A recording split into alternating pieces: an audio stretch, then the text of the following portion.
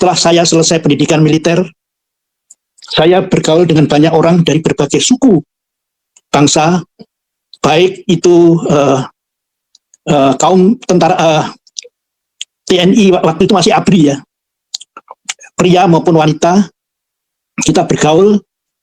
Kemudian ada satu ketertarikan saya terhadap bukan Yesusnya, tetapi agama Kristennya.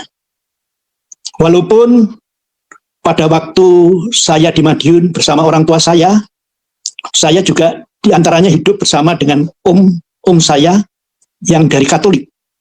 Tapi pada waktu saya ketemu dengan teman-teman dari lingkungan TNI, pria, kebetulan semuanya dari Protestan, Pantekosta atau Injili. Dari situlah ada ketertarikan saya. Sehingga kalau orang-orang lain mungkin nanti kan akan dipertemukan dengan Tuhan Yesus, baik secara visual, secara pendengaran, secara mimpi. Tetapi saya tidak. Bapak Ibu Saudara yang dikasihi oleh Tuhan, seperti yang kita sudah dengarkan dalam cuplikan ini, bahwa Pak Harsanto ini merupakan bagian dari anggota TNI dan sekarang ini menjadi seorang pendeta. Nah, tentunya perjalanan hidupnya sangat panjang dan ya sungguh luar biasa Bapak Ibu.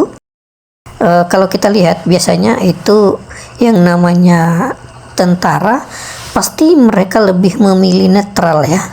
Tapi di sini luar biasa bahwa perjalanan imannya tidak menggoyahkan ya, sekalipun pekerjaannya atau sekalipun dia sebagai abdi negara, namun tidak menggoyahkan keputusannya untuk mencari tentang kekristenan atau tentang iman Kristen. Nah, diawali tadi sudah disampaikan bahwa melalui teman-teman ya, circle-nya ya, boleh dikatakan begitu, teman-teman yang ada di TNI ini banyak orang-orang Kristen, sehingga mulai tertarik dan akhirnya mempelajari tentang iman Kristen, yang kemudian ia mengambil satu keputusan untuk sekolah pendeta ya, sekolah pendeta. Di tengah-tengah ia menjalani tugasnya sebagai tentara, ia juga tetap kuliah ambil sekolah teologi. Nah, seperti apa cuplikan selanjutnya? Mari kita saksikan dalam video berikut ini. Ini dia cuplikannya.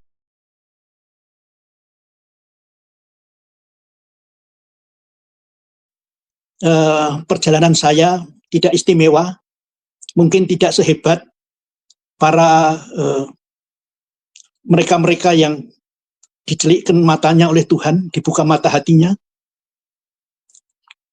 Saya awali pada waktu SMA. Waktu di SMA, saya sebagai siswa yang biasa-biasa, tetapi saya aktif di OSIS, aktif di beberapa kegiatan. Suatu saat saya ketemu dengan seseorang yang namanya tidak masalah, saya sebutkan saja, sahabat saya, Mahendra waktu itu. Dia bukan anggota OSIS, tetapi kami bersahabat dan sering kami mengadakan perjalanan. Suatu saat saya melihat ada pertemuan di rumahnya. Pertemuan itu membahas masalah-masalah yang berkaitan dengan kerohanian. Kalau bahasa Jawanya Boworaos.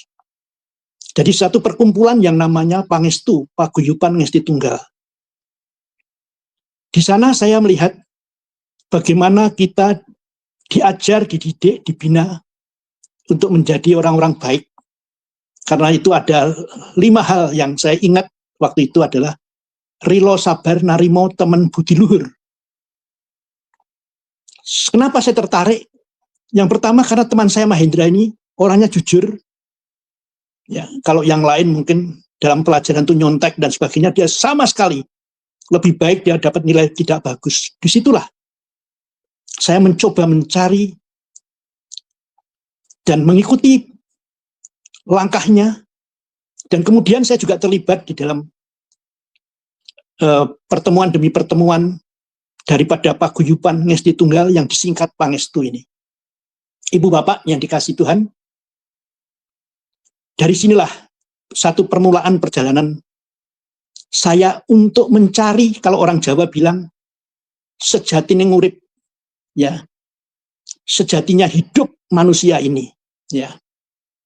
Dan itu saya katakan tadi dimulai dari SMA hingga pasca SMA. Saya SMA di Madiun, kemudian saya melanjutkan di Semarang. Di Semarang pada hari Minggu, kalau orang-orang lain pada piknik, cari hiburan, saya justru mengikuti bawa raos ini.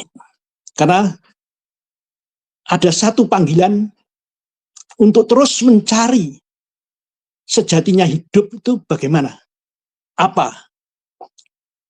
Ibu bapak kemudian suatu saat setelah saya selesai pendidikan militer, saya bergaul dengan banyak orang dari berbagai suku, bangsa, baik itu kaum tentara TNI waktu itu masih ABRI ya, pria maupun wanita, kita bergaul.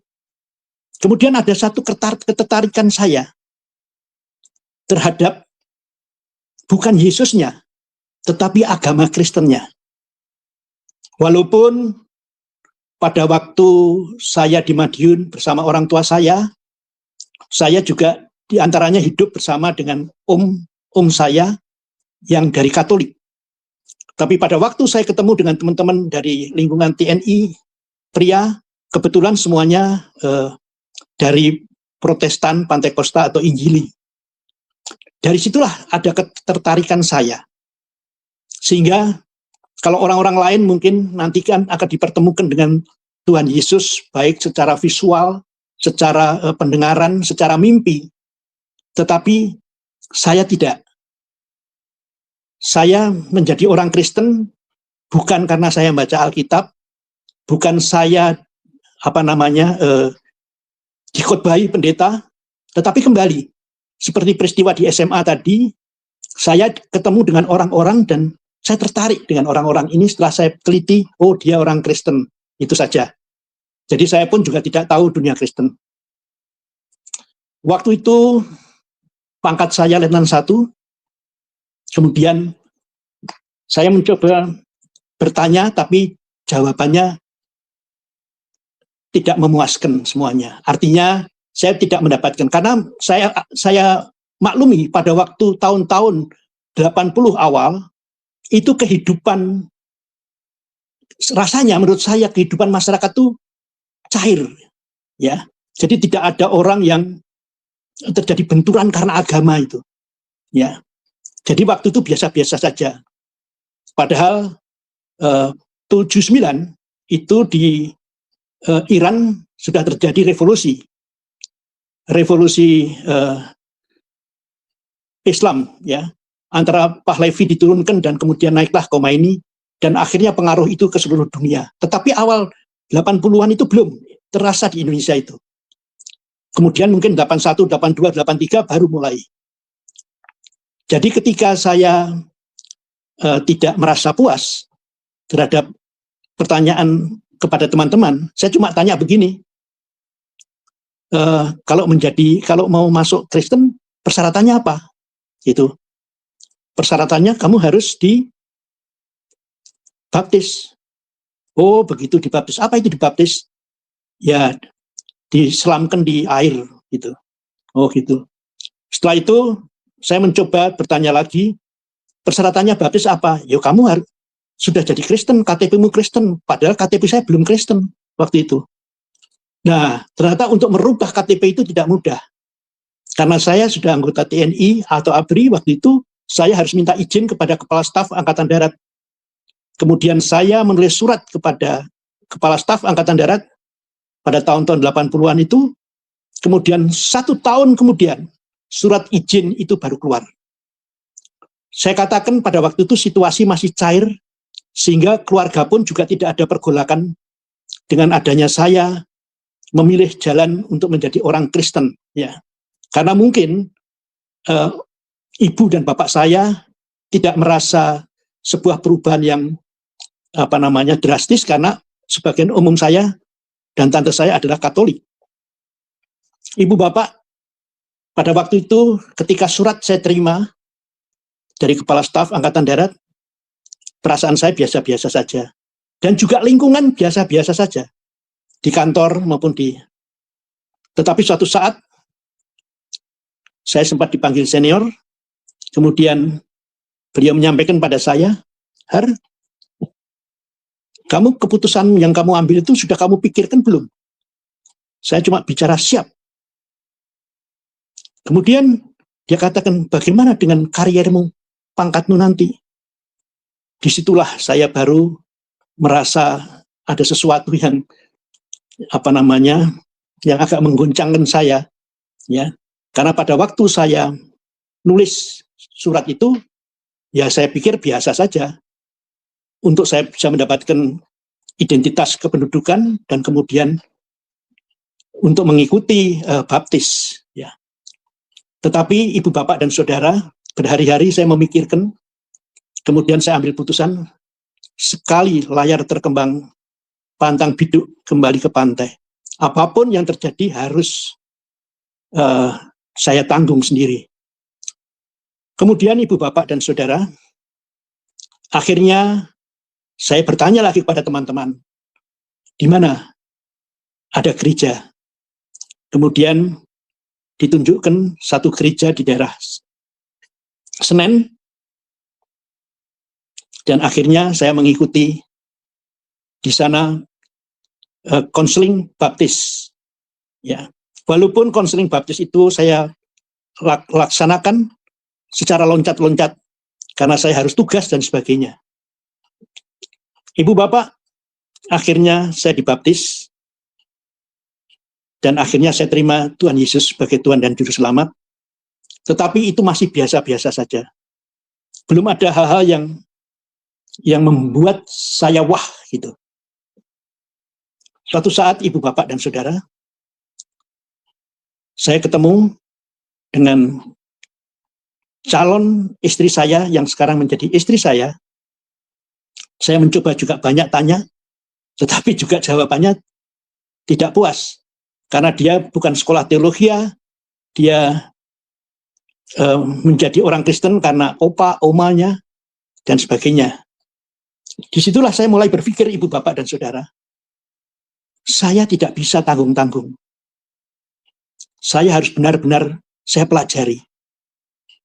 Karena itu, singkat cerita, saya pada waktu pangkat, kalau tidak salah letnan kolonel, saya belajar di satu sekolah teologi di gereja saya, bersama dengan teman-teman yang lain. Tujuannya bukan untuk jadi apa-apa.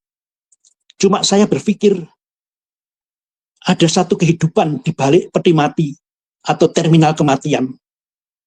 Mungkin ilmu saya, ilmu militer saya, ilmu master saya dalam bidang manajemen, itu semua hanya sampai ke terminal kematian.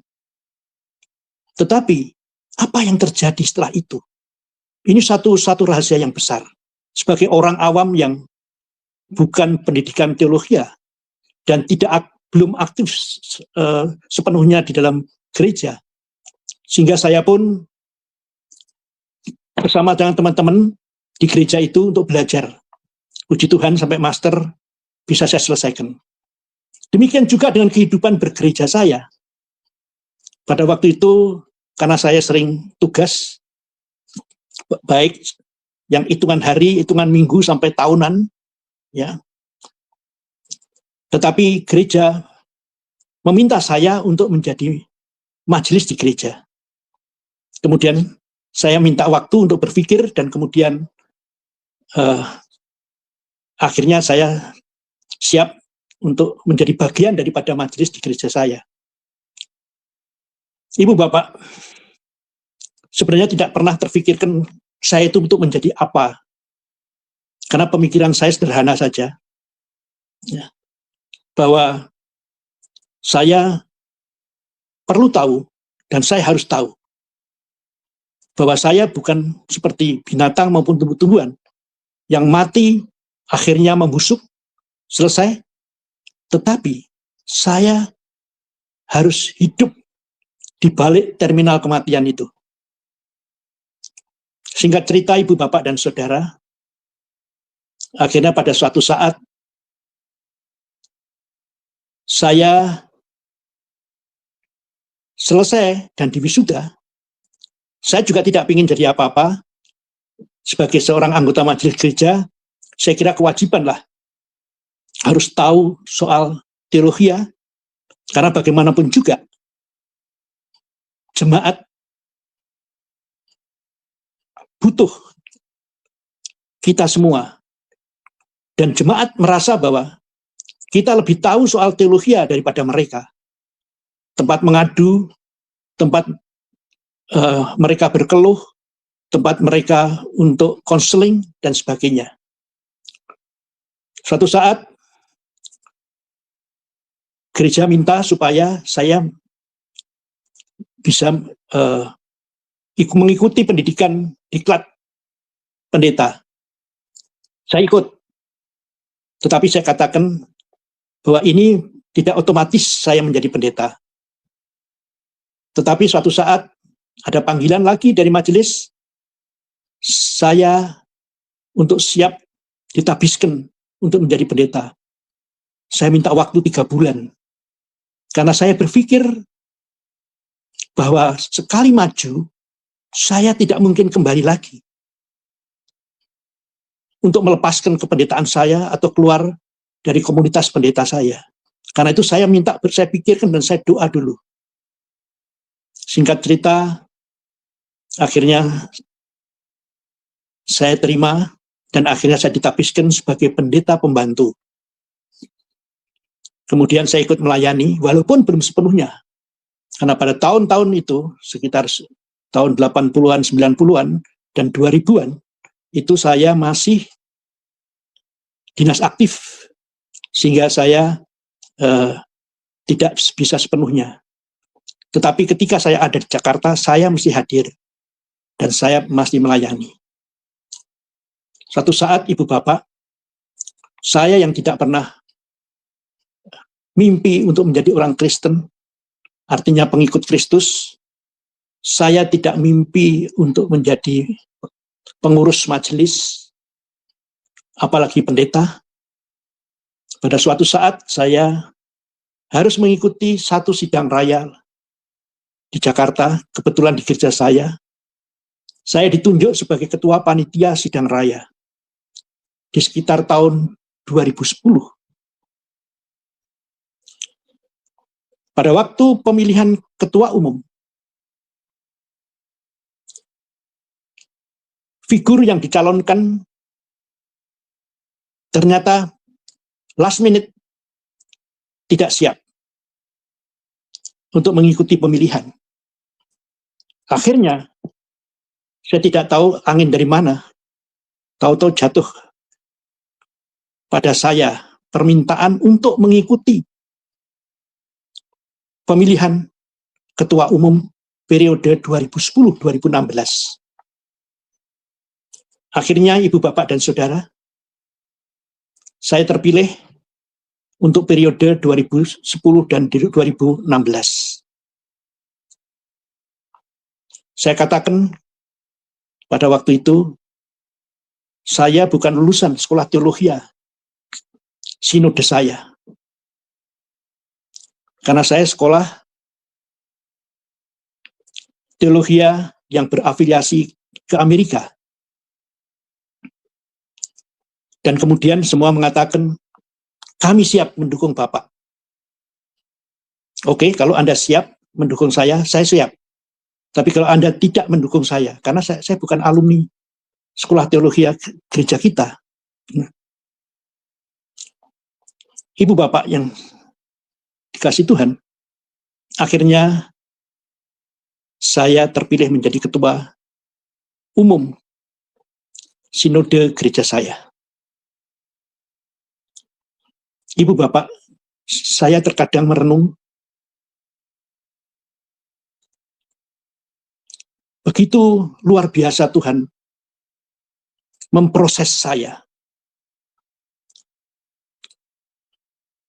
Saya sadari bahwa semuanya tidak selalu berjalan dengan mulus. Hanya untungnya, di lingkungan keluarga saya tidak ada satu penolakan yang terbuka. Mungkin kalau dari hati ke hati tidak ada yang tahu adik-adik saya. Tetapi dari saya, dari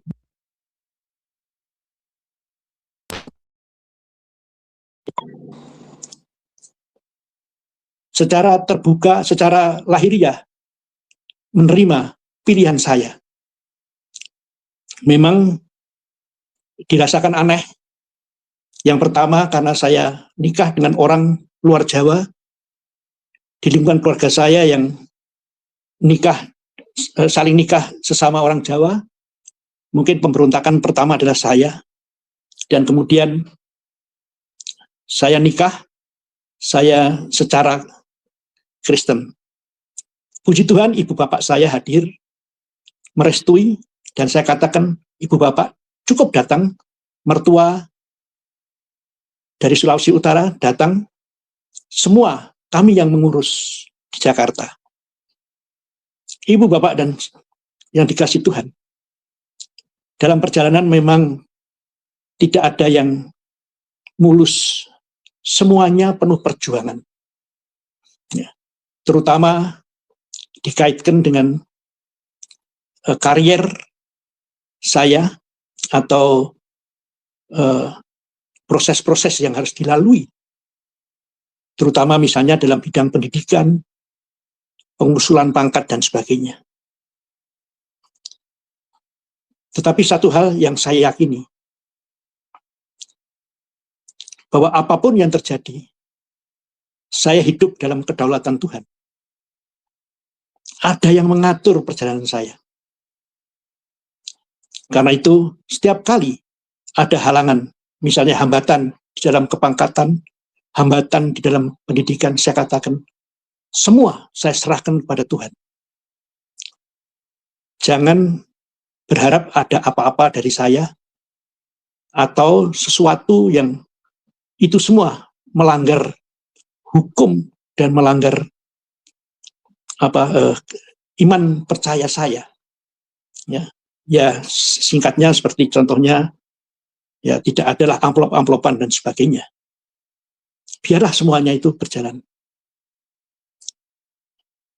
Ibu bapak, Tuhan luar biasa. Saya yakin ketika kita berusaha untuk sesuai dengan kehendak dan maunya, walaupun saya yakini tidak sempurna, tetapi Tuhan melihat ketaatan kita. Sekolah-sekolah prestisius seperti sekolah staf dan komando, atau disingkat Sesquad, Lemhanas, bisa saya lalui, walaupun saya katakan semuanya tidak mulus, tetapi melalui proses yang panjang. Pada waktu sekolah di Lemhanas, staf saya mengatakan, nama bapak sudah tidak ada. Saya bilang, tidak apa-apa, biar saja. Ya, kalau Tuhan berkehendak, jadilah. Apa yang terjadi, ibu bapak dan saudara? Ternyata setelah pembukaan, satu hari pembukaan, ada telepon dari sekretariat Lemhanas yang meminta saya untuk menyiapkan segala administrasi, baik kesehatan maupun administrasi yang lain, agar dibawa ke Lemhanas dan segera masuk pendidikan. Saya meyakini bahwa hidup saya diatur oleh Tuhan. Demikian juga dengan penugasan-penugasan yang lain, dimanapun saya ditugaskan, apakah di Aceh, di Ambon, di Poso, 2 kali di Timur Timur, semua dalam penjagaan Tuhan. Pada waktu pertama kali saya ke Timur Timur, saya katakan, ya Tuhan, saya mati tidak apa-apa, tapi jangan biarkan saya kembali dalam kondisi yang cacat. Karena pada waktu itu saya belum nikah. Karena saya pikir siapa yang mau nikah dengan orang cacat, gitu. Tapi puji Tuhan, Tuhan mendengarkan semuanya, dan semuanya berakhir dengan baik, termasuk penugasan saya yang kedua selama 1 tahun di Timur Timur. Saya melihat betapa Tuhan mengasihi saya. Hari-hari ini Ibu Bapak dan Saudara, seperti saya katakan, saya tidak mau tanggung-tanggung, karena sekali layar terkembang, pantang biduk kembali ke pantai. Saya terus belajar dan belajar. Dan bertambah belajar. Saya memahami betapa luar biasanya Tuhan Yesus. Ya mungkin dulu-dulu saya tidak dalam itu. Apalagi dengan adanya peralatan elektronik digital, sehingga saya bisa menjelajah untuk bisa mengetahui apa saja yang saya inginkan, yang berkaitan dengan misi Allah di dunia ini. Saya kira demikian yang bisa saya sampaikan, kesaksian singkat ini, yang mungkin tidak sehebat dengan teman-teman yang lain yang seperti mimpi saya. Kesaksian yang lain bisa bertemu langsung dengan Tuhan Yesus dan sebagainya. Ya. Tetapi saya merasa saya ketemu Tuhan dimanapun saya berada. Ketika saya membaca Alkitab, ketika saya mendengarkan puji-pujian, ketika saya melihat indahnya pegunungan, luasnya lautan, saya melihat bahwa Allah ada di sana, ada di sini, dan ada dimanapun. Amin. Haleluya. Luar biasa Pak ya. Dan saya akan bertanya beberapa hal untuk lebih mendalam lagi. Tadi Bapak sempat cerita bahwa Bapak itu tertarik dengan kehidupan seorang Kristen. Nah, sebetulnya ini berbanding terbalik dengan saya. Melihat kehidupan orang Kristen, saya tidak pernah tertarik. Kenapa? Ketika saya membandingkan kehidupan keagamaan saya dengan kehidupan keagamaan orang Kristen, maka saya merasa saya lebih hebat dalam soal ibadah, dalam soal sedekah, dalam soal mencintai Allah, dalam soal komitmen untuk melakukan ketentuan-ketentuan agama. Nah, tetapi yang menarik di sini Bapak kok tertarik melihat kehidupan seorang Kristen. Nah, bisa nggak diceritakan kepada kita sedikit kehidupan orang Kristen yang seperti apa Pak? Yang Bapak lihat, lalu kemudian Bapak merasa, wah indah ya jadi Kristen. Tadi saya pikir Bapak itu jadi Kristen karena mau nikah dengan orang Kristen. Padahal jauh ya sebelum Bapak nikah sama orang Kristen, Bapak udah jadi Kristen. Ya monggo Pak. Ya jadi begini Pak, karena saya sampaikan, setelah saya selesai pendidikan, saya masuk lingkungan tentara dari jam 7 sampai jam sore. Jadi lingkungan kecil. Ya orang Kristennya juga tidak banyak. Ya. Gereja pun juga saya belum ke sana. Ya. Cuma mereka menyambut saya welcome itu. Karena mungkin sedikit saya flashback kembali sedikit Pak ya. Jadi orang tua saya Pak, ayah saya itu Hindu, ibu saya Hindu Bali, Hindu Jawa. Ibu saya itu Islam Abangan. Pada waktu tahun itu kan masih kita bisa membuka lagi file. Tidak seperti hari ini ya, saya katakan kehidupan keagamaan itu bisa saling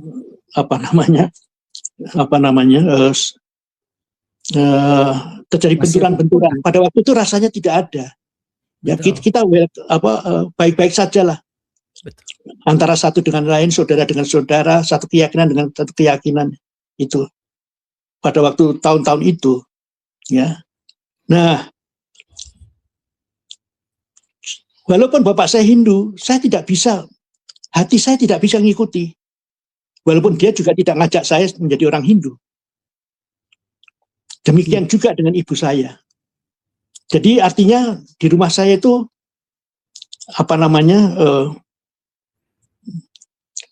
tidak ada tekanan ataupun apa. Ya semua dipersilahkan untuk mencari untuk mencari keyakinan masing-masing. Itu. Akhirnya dari 8 bersaudara itu 3 orang terima Tuhan Yesus dan yang lain masih seberang. Ya, adik saya anak pertama Kristen, adik saya ketiga Katolik dan yang terakhir Kristen. Itu. Jadi mungkin pengalaman inilah Pak. Saya ketemu 1-2 orang di kantor yang Kristen dan akhirnya saya tertarik dan tanya-tanya, tetapi ya kembali pada waktu itu kan belum seperti hari ini. Ya. Orang banyak lulusan sekolah teologi, banyak lulusan ini semua. Ya sehingga pinter-pinter lah hari ini.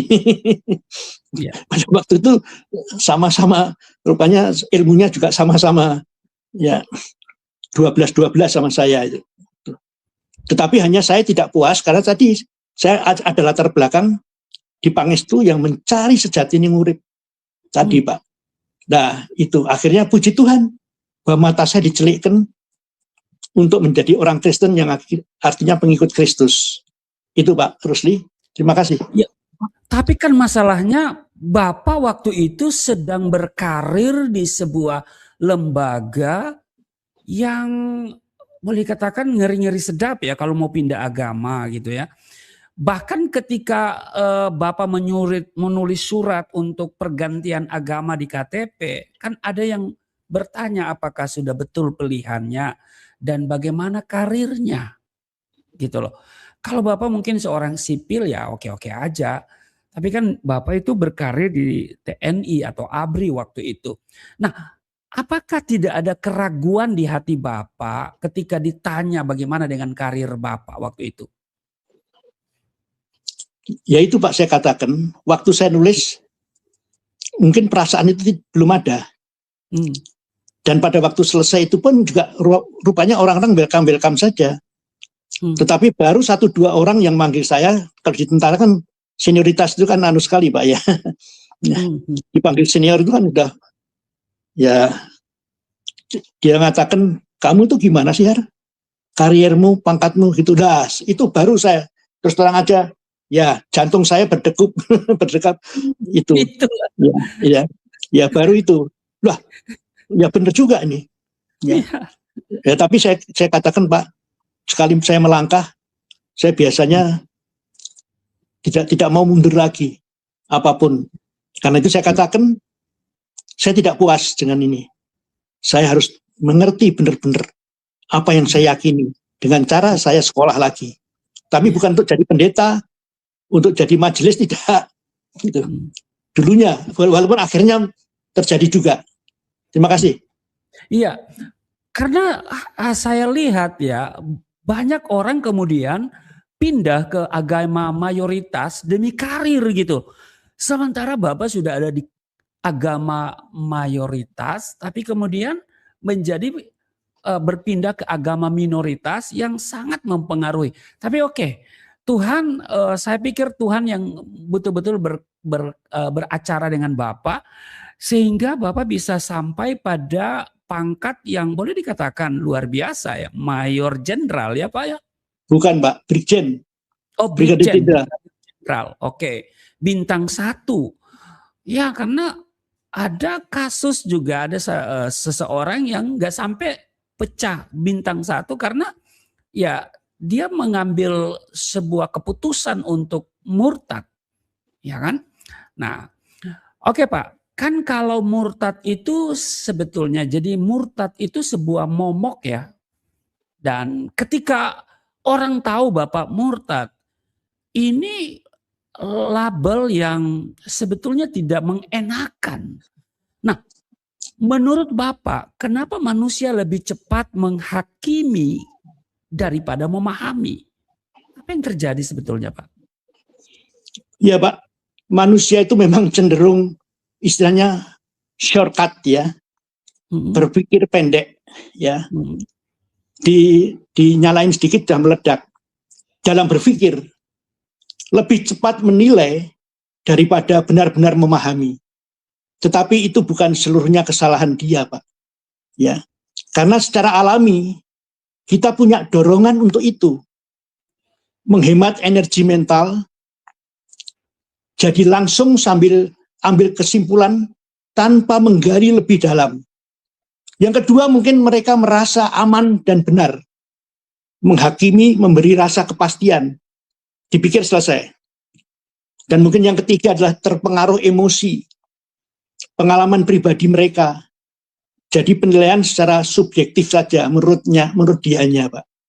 Ya, karena itu Pak Rusli, ini masalahnya kebiasaan ini sering, yang akhirnya bikin salah paham, konflik yang sebenarnya tidak perlu, menutup kesempatan belajar dari sudut pandang lain. Ya ini, ya kita harus maklum saja, Pak. Kita tidak perlu sakit hati. Ya. Ya. Ya. Ya ini, Itu Pak, memang, yang bisa saya. itu memang agak berat ya, Pak ya. Nah, Pak, setelah berapa lama Bapak jadi Kristen lalu kemudian menikah? Ini supaya biar jelas kepada penonton sehingga mereka betul-betul paham bahwa Bapak itu jadi Kristen atau terima Tuhan Yesus itu bukan karena pernikahan. Ya, begini, Pak. Di lingkungan tentara ya, laki perempuan toh kan kumpul kowabri ya, istilahnya. Jadi di sana juga ada yang Muslim, ada yang itu. Ya. Akhirnya kan saya harus menentukan, Pak. Karena saya sudah terima Tuhan Yesus, maka saya harus menentukan calon saya harus Kristen. Ya. Nggak mungkin lain keyakinan itu. Ya. Dan akhirnya sekitar 2-3 tahun kemudian saya ketemu dan saya yakin dia pilihan saya, karena landasannya sebenarnya waktu itu sederhana saja, Pak. Ya saya takut nikah sembarangan karena kan gajinya tentara itu kan sedikit. Nah, maka calon saya juga harus tahu persis berapa sih gaji saya. Nah, itu yang tahu kan ya lingkungan tentara-tentara sendiri, Pak.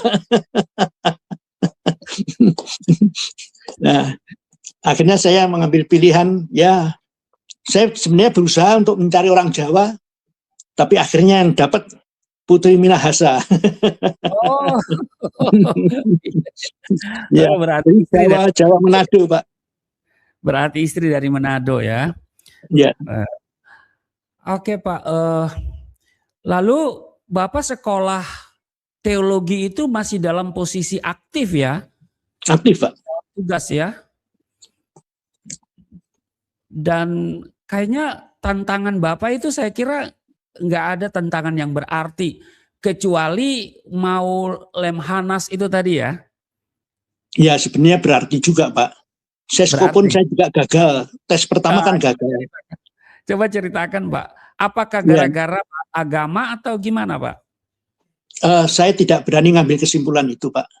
Ya, tetapi ya pada waktu itu kan masih zamannya Soeharto. Jadi contohnya saja pada waktu itu kan tidak sembarangan pejabat itu bisa menjabat, orang Kristen itu di daerah tertentu dan sebagainya. Betul. Dan semua itu kan porsinya kan dibatasi semua. Ya kita harus maklum lah itu semua. Ya. Tapi ya puji Tuhan, Pak, saya bisa lolos, ya, bisa mengikuti dengan baik sampai selesai. Ya, kedua pendidikan yang prestisius itu. Karena tadi saya katakan waktu saya sesko pun juga saya yang pertama tidak lolos. Ya. Ya saya kira bukan rahasia lah, Pak. Nanti kan bisa dilihat berapa persentase yang bisa ikut. Berapa persentase.